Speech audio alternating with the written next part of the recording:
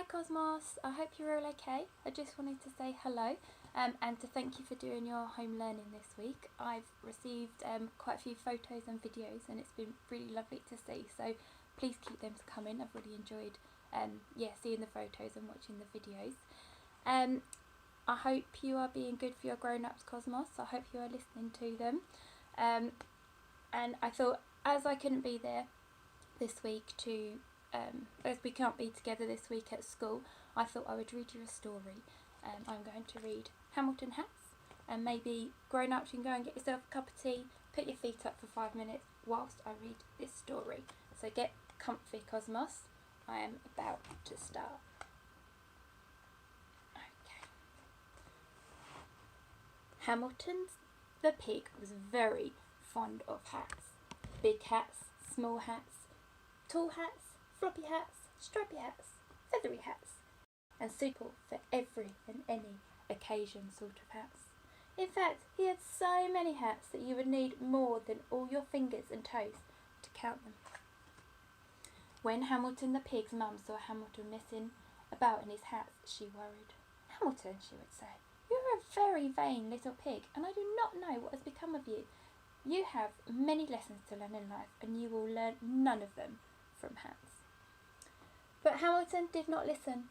He was too busy tipping and cocking, raising and straightening, and doing all the other things you do with hats. One day, Hamilton the pig was out and about and he bumped into a giraffe. Hamilton was wearing a tall, teetering, high as a chimney sort of hat. "My hat makes me almost as tall as you," he said to the giraffe. The giraffe snorted and with one fell swoop snatched up the hat and flipped it on his head. Indeed, a very fine hat," she said, ignoring the hot, cross piglet below. "I should like to keep it for myself. But if you are really determined to get your hat back, you must climb up my long, long neck to get it." Hamilton looked up at the giraffe's long, long legs and her long, long neck. It's not easy for little pigs to climb, but Hamilton did want his hat back, so he decided to do it. It was horrid. The giraffe kept wriggling her neck because she said Hamilton was so tickly. But Hamilton was determined, and so at last he got his hat. "Whee!" he cried as he slid down the back of the giraffe's neck and bumped to the ground. "I am a very determined pig, and I have my hat." The next day, Hamilton the pig was out and about when he came across a crocodile. Hamilton was wearing a fierce, pointy, snap-your-tail sort of hat. "My hat makes me almost as fierce as you," he said to the crocodile. The crocodile yawned.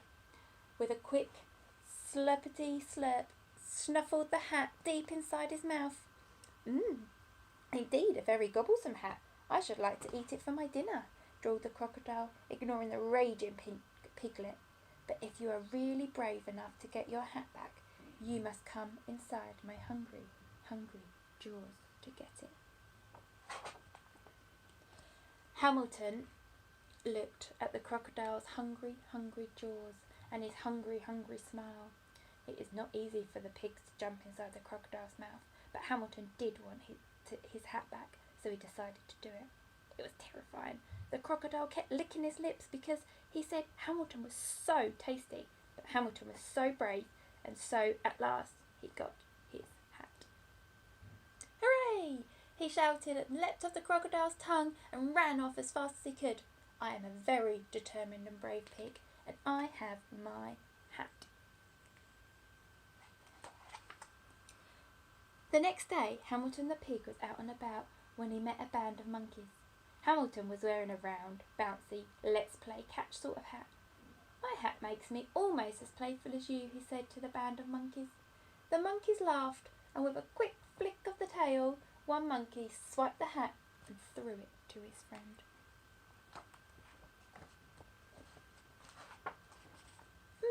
Indeed, a very fun hat. We should play with it every day," cried the monkeys, ignoring the angry piggy in the middle. "But if you are patient, you can have it back when we are finished." Hamilton watched the monkeys throw his hat high, high into the air.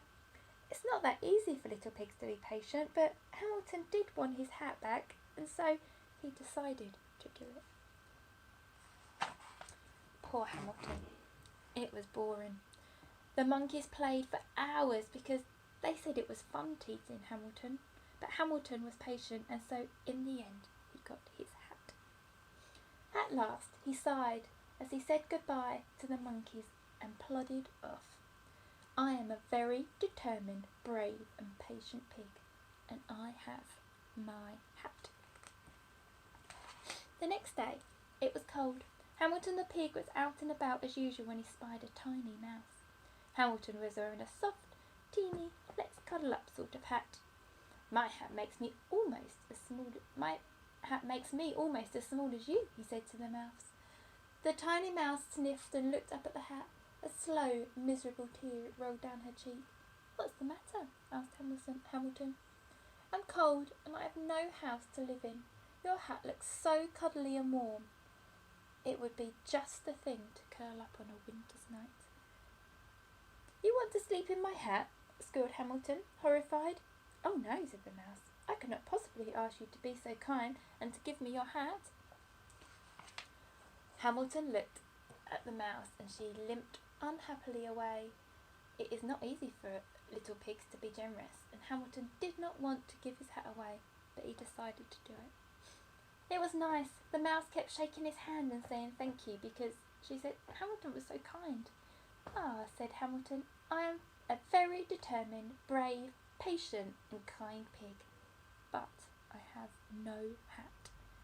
So happy, hungry and hatless, Hamilton the pig arrived home and set to work on a new and very special hat.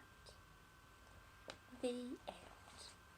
Well, enjoy the rest of your day, Cosmos, and I shall see you very soon. Take care. Bye.